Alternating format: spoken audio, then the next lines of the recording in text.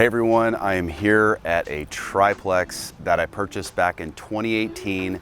I'm currently doing a refinance. I just got loan approval. I'm pulling out all of my initial investment on this purchase and I'm really excited about it, and I thought it'd be great to do a video step by step on how I was able to get this done. So just a recap on this. This is my first triplex I purchased back in 2018 for $1,300,000.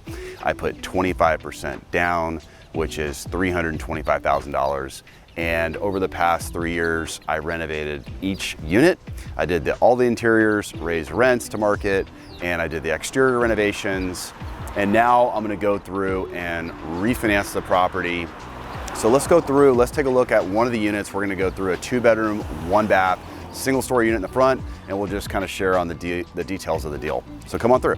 And we'll post up some before and after pics, but what we did here, we didn't do a whole lot of change. Actually, this building already had all new windows and sliders, so we saved a lot of money on that. But we just painted the brick, we painted the stucco, we put in letters and the new lighting.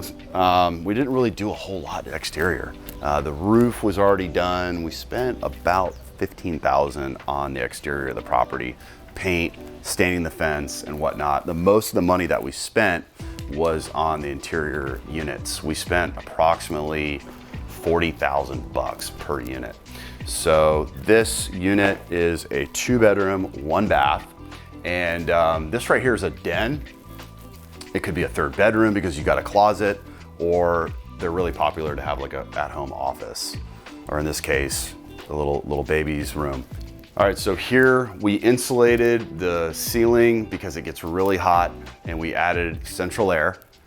The market rent on this unit is $3,400 now. That is almost double it was when I purchased it back 4 years ago.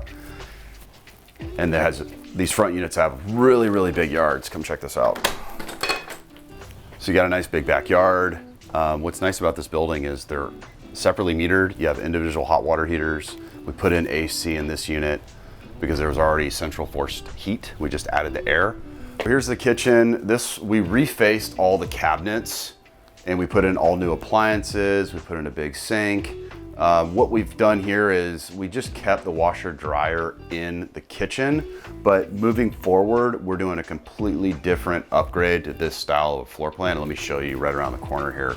We're gonna cancel out the washer and dryer here. We're gonna put in a dishwasher. So number one, you'll have more counter space, and then you'll get a dishwasher. And then also the washer dryers, we'll do a stackable, and we'll either put it, some of the floor plans are a little different. But in this particular one, we didn't do it that way because the heater is here.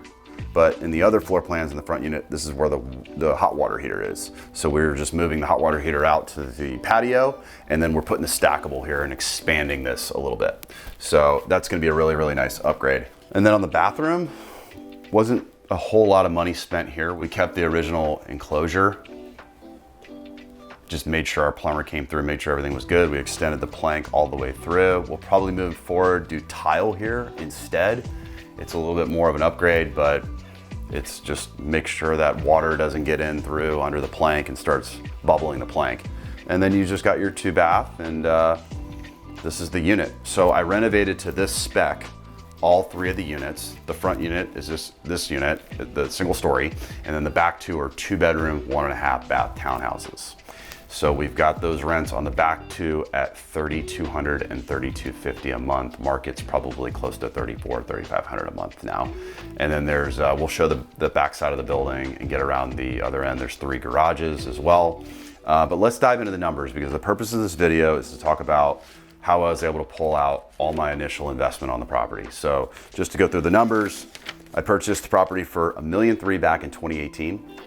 I put down 25%, which was $325,000, and I spent roughly $150,000 on fixing up the interior and exterior of the units, and I spent approximately $15,000 on closing costs. So tallying all that up, it was $490,000 of initial investment I had on this property, and I had a principal and interest loan. I refinanced that once already, and this is now going to be my second refinance. I've lowered my payment through the first refinance, but I kept a principal and interest payment.